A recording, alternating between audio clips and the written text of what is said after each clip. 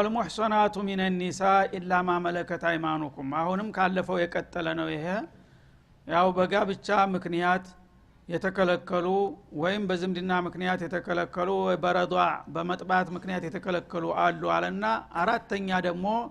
ሌላ ክፍል ጨመረበት ማለት ነው። እሱም ምንድነው? ለጋብቻ حرام የሚሆኑት አልሙህሰናቱ ሚነ ኒሳ ከሴቶች በጋብቻ የተከበሩትን እናንተ ልታገቧቸው حرام ተደረገባችሁ ይላል። ማንንም ሰው ያው ጋብቻ የሰው ልጆች ባህሪ ነው። የተለያየ እምነት የተለያየ ባህል ቢኖራቸው ሰዎች ጋብቻ የሚለውን በአለም ህዝብ በሙሉ የታወቀ ጉዳይ ነው። ስለዚህ አንድ ሰው በጋብቻ ቀደም ብሎ የያዛትን ሴት አንተ የሌላን ሰው ሚስት ተደርበህ ማግባት አይፈቀድልህም። ካፊር እንኳን ቢሆን በእምነቱ ቢለያይ ዲን ባይኖረውም፣ ምክንያቱም ጋብቻ ነው ይዟታል። ያቺ ሴት የያዛትን ማንኛውም ሰው በጉልበቱ ወይም በስልጣኑ ተጠቅሞ የገሌ ሚስት ደስ ትለኛለች ብሎ ሊወስድበት አይፈቀድም ማለት ነው። ይሄም ራሱ አዳለተል እስላምን ያመለክታል ማለት ነው።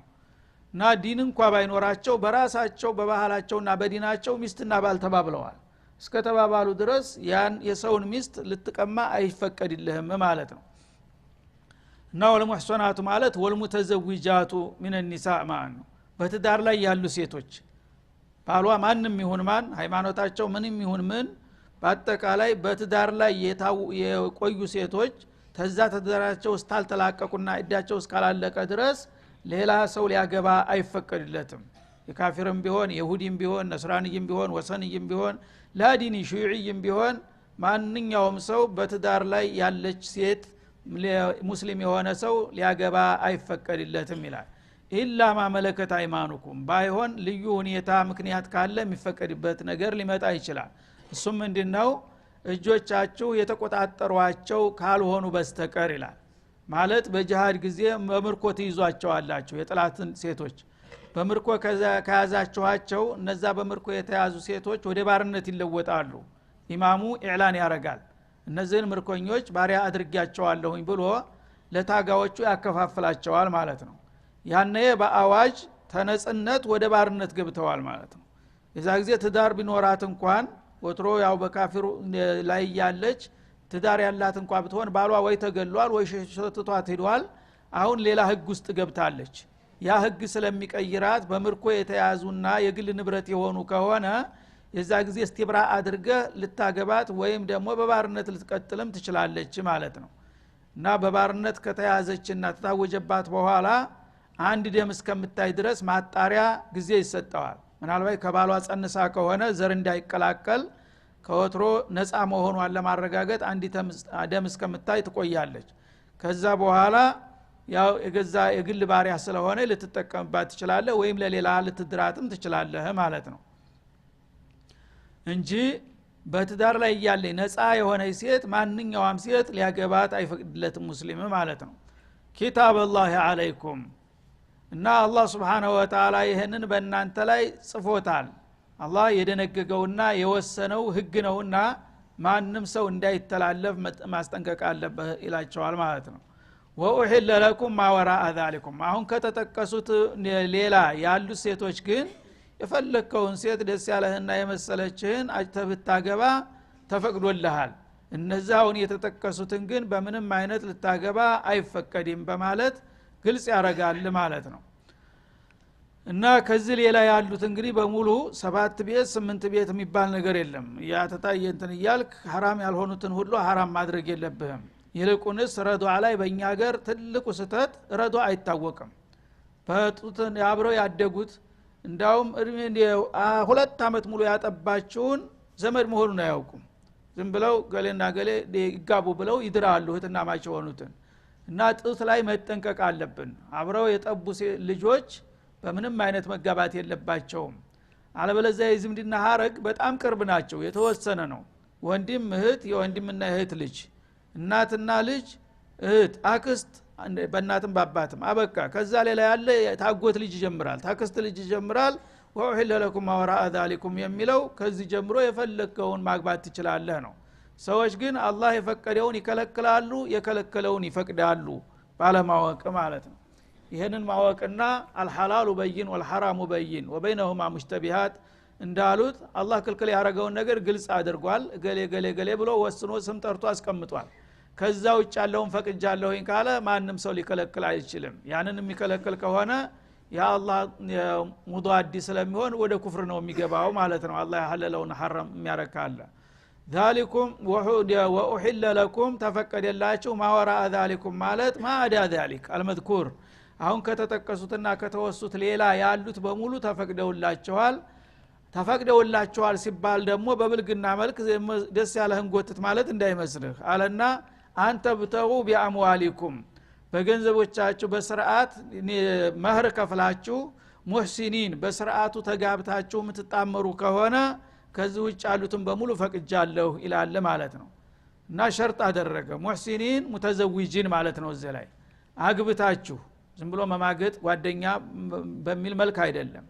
በገንዘብ መህሩን ከፍለ በስርዓቱ እንደገና ደግሞ ቤተሰቦቿን አስፈቅደህ እሷም ጋራ ተስማምተ በሹሁድ መልክ ካሰርካት ገይረ ሙሳፊሒን ከምትባልጉ ሌላ ሆናችሁ በብልግና መልክ ወኢለ ለኩም ወራአ ذلكم ብሎ በጥቅሉ ተዝውጭ ያለው ተፈቅዷል ብሎ እንዳይነዳ ማለት ነው። እና ገይረ ሙሳፊሒን እንደ እንስሳ ዝም ብላችሁ በየመንገዱ መዳራት ማለት እንዳይመስላችሁ። ሙሳፊሒን ማለት ገይረ ሙዛኒን ማለት ነው። ምንም ይሉንታ የሌለው ልክ እንዳውሬ ተዋደናል ተፋልገናል ብለው በየመንገዱ የሚዳሩ አሉ። የዛ አይነቱን ማለት አይደለም። በስርዓቱ ተጋብታችሁና ኒካህ ስርዓቱን አሟልታችሁ መህራችሁን ከፍላችሁ የምትጋቡ ከሆነ ከዚህ ውጭ ያሉትን በሙሉ ፈቅጃለሁ ይላል። ከዛ በኋላ አያይዞ ፈመስተምታቱም ቢሂ ሚንሁን ከነዚህ ከሴቶች ደግሞ በጊዜያዊ ጋብቻ መልክ የምትጠቀሙባቸው ካስፈለጋችሁ ይላል ፈአቱሁነ ኡጁረሁን እነሱም ጋብቻው ያው ጋብቻ ነው ግን ጊዜያዊ በመሆኑ ነው የሚለየውና እነሱን መህራቸውን ስጧቸው ይላል። ፈሪዶተን ከአላህ ግዴታ ሆኖ ተደንግጎባቸዋልና የተመደበላቸውን የጋብቻ ደንቡን ከከፈላችሁ እነሱንም ልትጠቀሙባቸው ትችላላችሁ ይላል። ይሄ የተሻረ ቃል ነው። አወለል እስላም ላይ ተፈቅዶ ነበረ።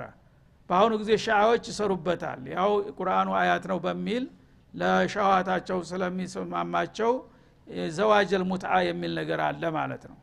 አዘዋጀል ሙትዓ አዎን አወለል እስላም ላይ አላህ ፈቅዶ ነበረ፣ ግን በሌላው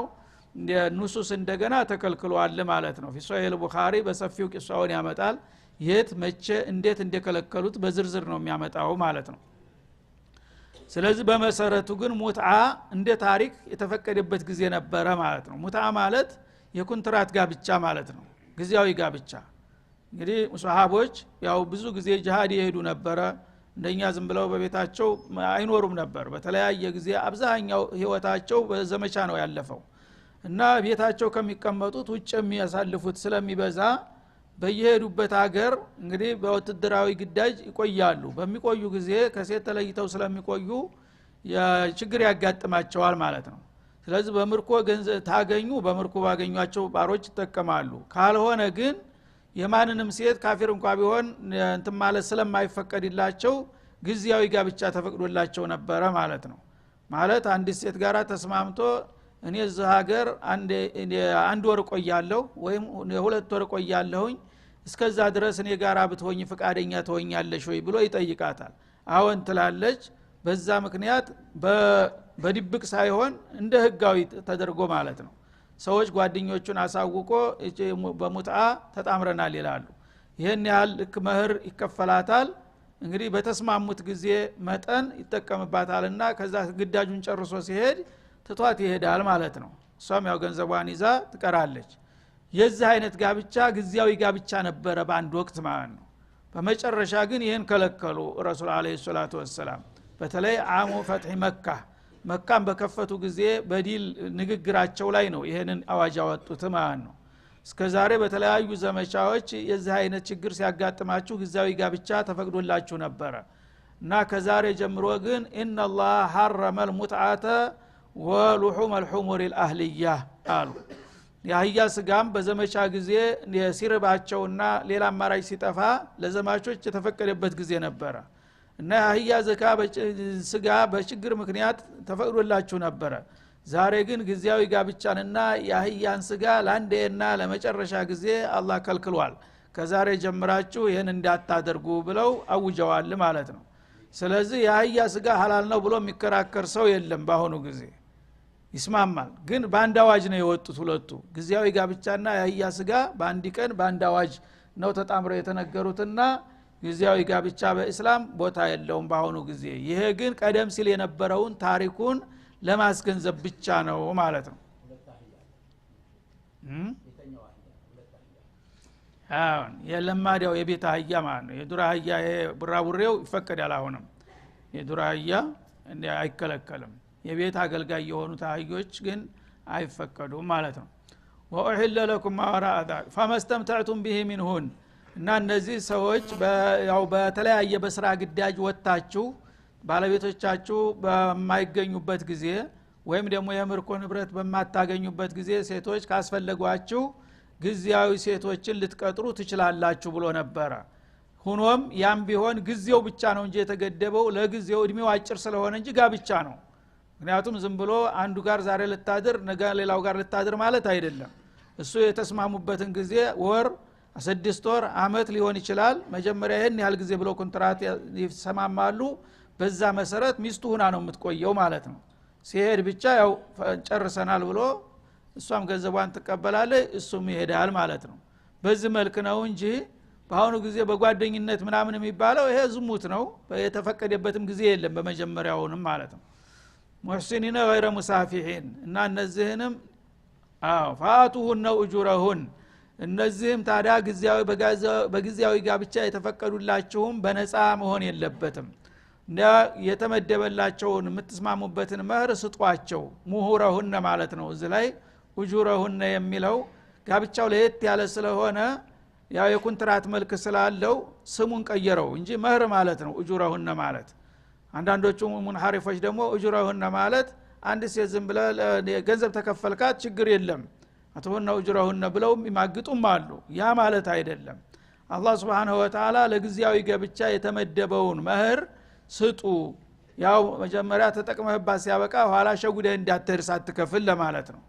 መክፈል አለብህ ዋጅብ ነው ቃል ገብተሃል ان العاده كان مسؤولا እንዳለው ማለት ነው ፈሪዶተ من الله እና ይሄንን አላህ Subhanahu Wa Ta'ala በእናንተ ላይ ቀድ ፈረደው ፈሪዳ ግዴታ አድርጎ ደንግጎታልና መህራቸውንም መክፈል አለባችሁ እነሱንም ደግሞ በተስማማችሁበት ክፍለ ጊዜ ልትጠቀሙባቸው ትችላላችሁ ካለ በኋላ ግን በሌላ ንሱስ ተቀይሯልና ይሄ ዘላቂ አይደለም ማለት ነው ወላ ጁናሃ አለይኩም فيما تراضيتم به من بعد الفريضه እንደገና መጀመሪያ ያው ግዚያዊ ጋብቻ እንፈጽማለን ይሄን ያህል ከፍላለሁኝ ብሎ ተተስማማ በኋላ እሷ በፍቃዷ ግን ያንን መህር በከፊል ወይም በሙሉ በሙሉ ትቸልሃለሁ ካለች ያ ወንጀል የለውም ምክንያቱም እሷ መብቷን ማስቀጥ ትችላለች መስጠት ትችላለች ማለት ነው ልክ እዛኛው መደበኛው ጋብቻ ላይ እንዳለው ወአቱ النساء صدقاتهن نحلة فإن طبن لكم عن شيء فكلوه هنيئا مريئا እንዳለው ማለት ነው እና ሴቶች በመሰረቱ በሙጣም ይሁን በቋሚ ጋብቻም ቢሆን መህር ሁሉ ጊዜ ቋሚ መብታቸው ነው እና መሰጠት አለበት ማታለል አይፈቀድም መጀመሪያውኑ መህር አልከፍልም የሚል ነገር በልቡ ካለ ዚና ነው ያደረገው ብለዋል ረሱል አለይሂ ሰላም እና ሰውየው ታዳገተው ግን በሌላ ጊዜ ችግሩን ሊገልጥላት ይችላል እኔ ለመክፈል ዝግጁ ነበርኩኝ ግን ሁኔታ አልፈቀድኩም አልቻልኩም እንት ያለሽ ብሎ አማክሯት ተጽኖ ሳያረግባት እሷ በፍቃዷ ግማሽ ትቸልሃለሁ ወይም ሩብ ወይም ደግሞ ጭራሹን ትቸልሃለሁ ካለችው ይፈቀድለታል ማለት ነው ዝም ብሎ መቀማት ግን አይፈቀድም ዝም ብሎ ከቀማት ያ ያደረገው ሁሉ ግንኙነት በዚና ነው የሚታሰብበት ብለዋል ማለት ነው ان الله كان عليما حكيما الله سبحانه وتعالى በሹኡኖች በእናንተ ጉዳይ ሁሉ ጊዜ የሚበጀውንና የሚጠቅመውን ጠንቅቆ የሚያጌታ ነው እንደገና መሆን ያለበትን ነገር ደግሞ በጥበቡ የሚቀምር ጌታ ነውና በዚህ በጋብቻችሁ ዙሪያ ማድረግ የሚገባችሁን በዚህ መልኩ ደንግጋለው ከዚህ ውጭ ብትሆኑ ወየውላችሁ ማለቱ ነው ስለዚህ ይሄን እንግዲህ የእስላም ህግ መሆኑን አውቀው ሙስሊሞች ጋብቻቸው በዚህ መልኩ መሄድ አለበት ከዚህ ውጭ የሚደረግ ጋብቻ በሙሉ ያው እስላምን ተቃራኒ ይሆናል ውድቅ ነው ማለት ነው ومن لم يستطع منكم طولا ان ينكح المحصنات المؤمنات እንግዲህ ሴት በመጣገባት ጊዜ ማንኛውም ሴት መህር ግዴታ ነው ስለዚህ መህር ግዴታ ከሆነ ያን ነገር ካልከፍ ማክፈል ማትችል ከሆነ ማግባት አትችልም ማለት ነው በዛው ላይ ደግሞ አንተ ያው ለጋብቻ የሚያስፈልጉ ነገሮች አሉ ተመህርም በላይ ቤት ማዘጋጀት አለብህ ቀለብ መቻል አለብህ ብዙ ጣጣ ነው የሚመጣው እና ጦውል ይለዋል ይሄን ጦውል ማለት ሰዓ ማለት ነው አቅም እና አንዲት ነጻ ሴት አንስተ በትዳር አስከብረህ ለማስቀመጥ አቅምህ የማይፈቅድልህ ከሆነስ ይልሃል የማይፈቅድልህ ከሆነ ችግርህን መቻል አለብህ የሰው ልጅ አንተ ማስቸገር የለብህም ማለት ነው እሷ ያው ባላገኘው ብላ እንደ ባለወጎቹ መጣ የምትበላው የምትጠጣው ታጣች አዛብ ውስጥ ጣልቃት ማለት ነው በዛው ላይ ደግሞ ልጆች ይመጣሉ ስለዚህ ወመን ለም يستطيع منكم طولا ከናንተ አቅሙ ያልፈቀደለት ሰው ትዳር በሚመሰረትበት ጊዜ ከመህር ጀምሮ ለሷ ጌጣጌጥ አልባሳት የመቀመጫ መኖሪያ ቀለም ምናምን የሚባለው ነገር ሰንሰለት ነው የወጪው ነገር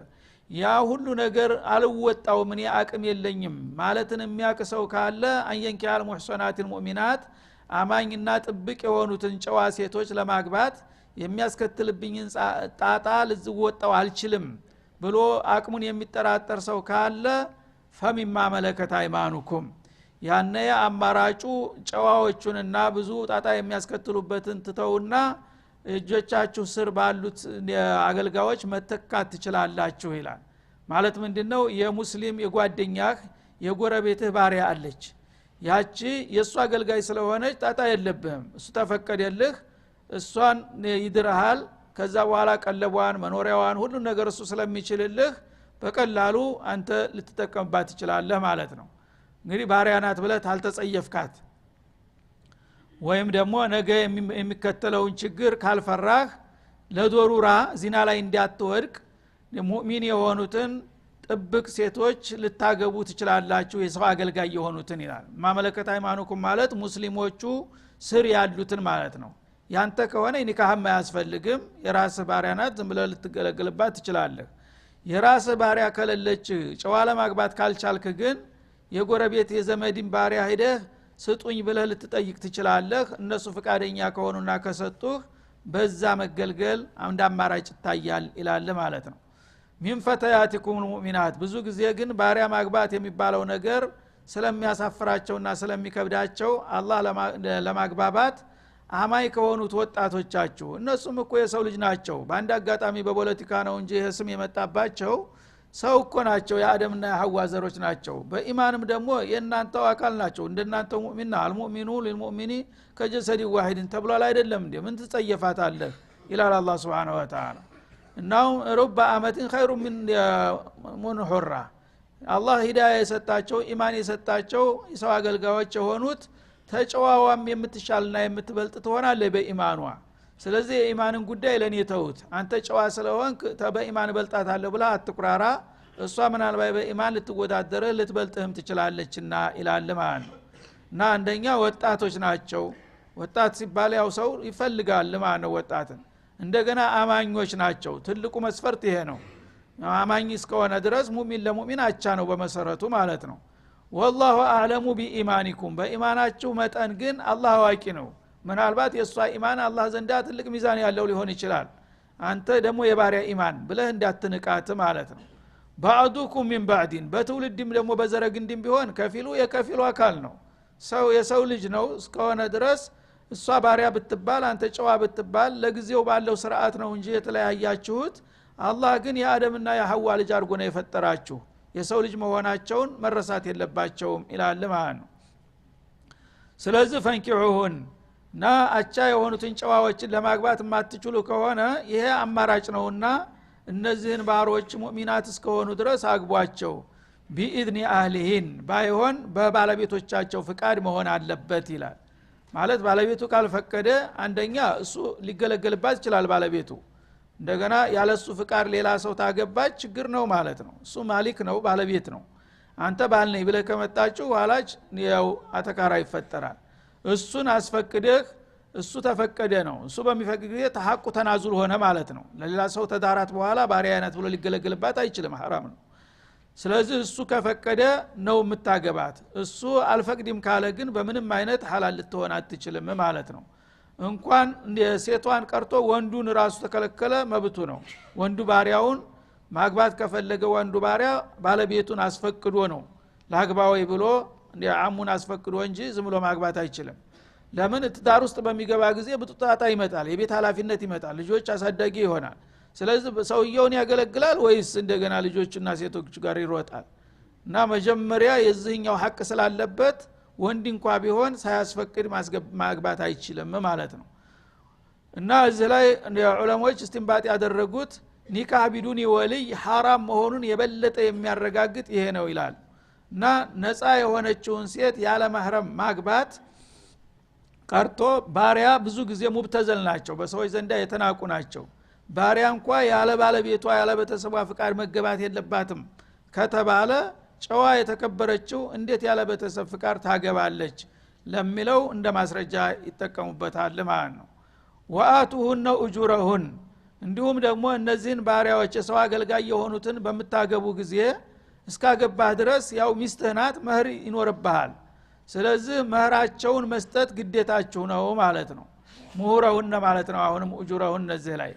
እና እሷ ባሪያ ናትና በነፃ ልውሰድ ልትል አትችልም ባሪያ ባለቤቱ ተፈቀደ እርግጥ እሷ አትመልከውም ገንዘቡን ወደ ባለቤቷ ነው የሚሄደው እሱም ላንተ ጠቅሞሃል ምክንያቱም ባሪያ ናት በፈለገ ጊዜ ተጠቀምባታለሁ ብሎ መከልከል ይችል ነበር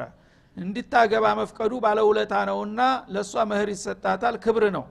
ያ ገንዘብ ግን ዙሮ ለሰውየው ነው የሚገባው እሱም ይገባዋል ምክንያቱም ቢከለክለ ያን እድል አታገኝም ነበርና መህራቸውን መክፈል ግዴታ ነው ለባሮችም ቢሆን ይላል ቢልማዕሩፍ ባይሆን በደንቡ መሰረት ያው ሰው በሚገምተው ያገር ሽማግሌ ይበቃል በሚለው መጠን ማለት ነው ባሪያ እንግዲህ እንደ ጨዋ ላይሆን ይችላል መህሯ ሊቀንስ ይችላል ምክንያቱም አገልግሎቷ ሙስን ነውና ቀንቀን ከባለቤቷ ጋር እየሄደ ከአለቆቿ ጋር ነው የምትለው ስራ ሰራለ ላንተ ሙፈረቅ አይደለችም ማለት ነው ላንተ በተወሰነ ጊዜ ነው የሚፈቀድልህና ስለዚህ ሙሉ ጨዋ ብትሆን ኑሮ ሙሉ ህይወቷን ስለምትሰጥ መህሯ ከፍ ይላል ማለት ነው ግን ባሪያ በምትሆን ጊዜ በተወሰነ ጊዜ ነውና የምታገለግለው እንደገና ስሙም ደግሞ ስለሚያፍርባት መህር መክፈሉ ሊከብደው ይችላል ቢሆንም ቢልማዕሩፍ አለ ያው እንግዲህ የጨዋውን ያህል እንኳን ባይጠየቅ ወትሮውንም ወደሷ የተሄደው የተሻለ ኢኮኖሚ አቅም ስላልፈቀደ ነው ግን ሰዎች በሚገምቱት መጠን ይሄን ያህል ይገባታል አንተንም አቅም ደግሞ አይተው አንተ ይሄን ያህል መክፈል ትችላለህ ብለው የሚጠይቁህን መስጠት አለብህ ይላል ሙህሰናት አሁንም ታዲያ እነዚህን ሴቶች መጠቀም አለባችሁ የተባለው በጋብቻ ተሳስራችሁ ማለት ነው እንጂ ባለቤቱ ፈቀደልህ ዝም ብለህ ያዛት ማለትም እንዳይመስልህ ይላል ማለት ነው ሙተዘውጃት غير ሙሳፊሃት ከሚባልጉ ሌላ ሆነው እና አንዳንዶቹ የሌላን ሰው ባሪያ ዝም ብለው በሚስጥር ይስማሙና በውሽማ መልክ የሚጠቀሙ አሉ ያንን አይደለም የፈቀድኩት በስርዓቱ አግብታችሁ ያው በትዳር መልክ ተተቆራኛችሁ ነው መያዝ የምትችለው እንጂ የሌላውን ሰው የባሪያ ዝም ብለህ ኒካ ሳታስር መህር ሳትከፍል አማግጣለሁ ብትል እሱ አይፈቀድም ይላል ማለት ነው ወላ ሙተኺዳት አኽዳኒን ልዩ የግል ጓደኛ መያዝም አይፈቀድላቸውም ያቺ ባሪያ ያው በጋብቻ መልክ ሳይሆን ዝም ብለን ብቻ ለጊዜው እንኑር ምትል ከሆነ ዚና እናድርግ ማለት ስለሆነ እሱ አይፈቀድም በጋብቻ መልክ ነው ባይሆን ባሪያና ነፃ በመሆን ነው የምትለያዩት እንጂ የጋብቻ ውለታው ሙሉ ነው የሚሆነው ማለት ነው እሷ ሙእሚና ናት ማግባት ትችላለች ባለቤቷ አስተፈቀደ ድረስ አንተ ማግባት ትችላለህ መህሩን ከፍለህ በስርዓቱ በአደባባይ ሰው ባወቀው መልክ አቅድ አድርጋችሁ እንጂ ዝም ብሎ በመዳራትና በመማገጥ መልክ እንዳይሆን ይላል ማለት ነው እና ሙሳፊሃት ማለት ሙዛኒያት ሙዕሊናት الزنا ልክ የለየላቸው ሸርሙጦች የፈለገውን ግባ ውጣ እንደሚሉት እንደዛ አይፈቀድም ሙተኺዳት ማለት ደግሞ ልዩ ጓደኛ የሚባለው ማለት ነው በተማሪዎች መካከል እንደሚደረገው ማለት ነው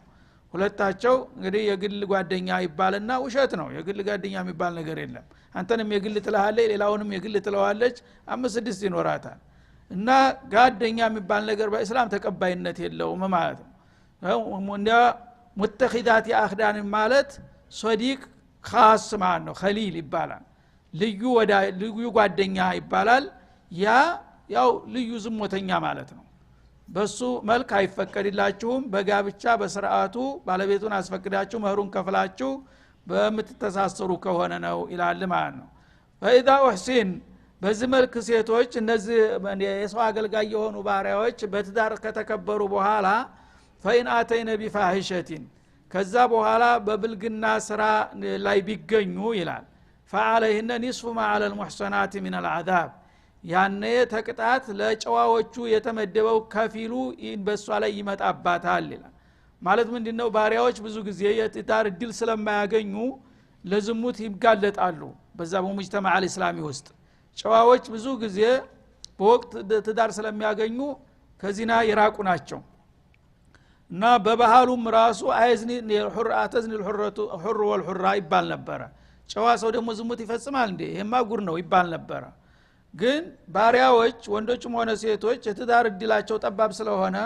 በተፈጥሮ ደግሞ ሰው ስሜት ስለሚያቸንፈው ባሪያ ዝሙት አደረገ ከተባለ አይገረሙም ነበር ለምን ምን ያድርጉ ሰው ናቸው ይወላሉ ይጠጣሉ ሸዋ አለባቸው ትዳር ከሌለው ሰው ምን ይሁን እየተባለ አያደንቁትም ነበር ማለት ነው ሐራምነቱ ግን በሁሉም ላይ ሐራም ነው ስለዚህ አሁን አላህ Subhanahu Wa Ta'ala ምን አለ አሁን ትዳር አግኝታለች ይች ባሪያ ካገኘች በኋላ አላህ እንግዲህ እድል ሰጥቷታል አክብሯታል በዚህ በትዳር ተተከበረች በኋላ ወትሮ ምናልባት ይህን እድል ከማግኘቷ በስተፊት የለመደችው መጥፎ ነገር ካለ የለመደ ልማድ ያሰርቃል ተማድ ነው የሚባለው እንደዛ ምናልባት የወትሮ ደንበኛዬንም ለአንዳንድ ቀን ለዘይረው ልትል ትችላለች ያም ብታደርግ አለ አላህ Subhanahu Wa Ta'ala ምን አለ ፈይን አተይነ ቢፋሂሻ በትዳር ተተከበረች በኋላ ወትሮ እንደለመደችው ወብልግና ሌላ ሰው ባዕድ ሰው ጋር ግንኙነት አድርጋ ብትያዝ فعليهن نصف ما على المحصنات من العذاب ያኔ ያው ህግ ጥሳለችና ትዳሩን ረግጣ ወደ ብልግና ስለሄደች ትቀጣለች መቀጫው ግን ለጨዋዎች ከሚሰጠው ግማሽ ሆነላታል ይላል አስተያየት ተደረገላት አሁንም ባሪያ ናት ዙራ ስለዚህ ጨዋ የሆነ ሴት ከጋብቻ በኋላ ዝሙት ከፈጸመች መቀጫዋ ምንድነው ግድያ ነው ተትዳር በፊት ከሆነ በወጣትነት ገና ከሆነ 100 ጅራፍ ነው 1 አመት እስራት ነው ግን ተትዳር በኋላ ከሆነ ሴትም ሆነ ወንድ ጨዋ ከሆኑ በቃ መሰየፍ ብቻ ነው ሌላ አማራጭ የለም ለህግ ከቀረቡ ማለት ነው ተደብቆ ከቀረ ያው አላህ ያውቅላቸዋል ለህግ ከቀረበ ግን በሸሪዓ ህግ ተትዳር በኋላ የሚባልግ ሰው ወንድም ሆነ ሴት መሰየፍ ብቻ ነው ያለው ዲል ማለት ነው ባሪያ ከሆነ ወንድም ሆነ ሴት ወትሮ ምናልባት እንግዲህ ትዳር ከማግኘታቸው በፊት የዚህ አይነት ልማድ ስለኖራቸው በዛ ልማድ ተንደርድረው ሊሳሳቱ ይችላሉ አሁን ግን ባርነታቸው ተቀማቸው ማለት ነው እነዚህ ባሪያ መሆንም ይጠቅማል አንዳንድ ጊዜ ጨዋ ቢሆን ኑሮ ተሰይፎ ነበር ታርዶ ነበር ባሪያ በመሆኗ ግን ዳነች ማለት ነው ግማሽ ቅጣት ይቀነስላታል አለ ግማሽ ቅጣት ሲል ደግሞ ቅጣቱ ሁለት አይነት ነው ለሙህሰንና ለغير المحسن ያገባና ያላገባ ያገባ ከሆነ ያው ይገደላል ነበር ያ መገደል የሚባል የለም ባሪያ ላይ ማለት ነው ለምን ግማሽ ግድያ የለም አይቻልም ግማሽ ማድረግ ግማሽ መግደል ትችላለህ መግመስ ስለማይችል ጨርሶ ይቀርላቸዋል ማለት ነው የሚኖርባት ምንድነው ቀብለ ዘዋጅ ያለው ቅጣት ግማሽ 100 ጅራፍ ነበረ 50 ትገረፋለች ማለት ነው ስለዚህ እዚህ ላይ ምን ነው ባሪያ በሆንኩ የሚያሰኝ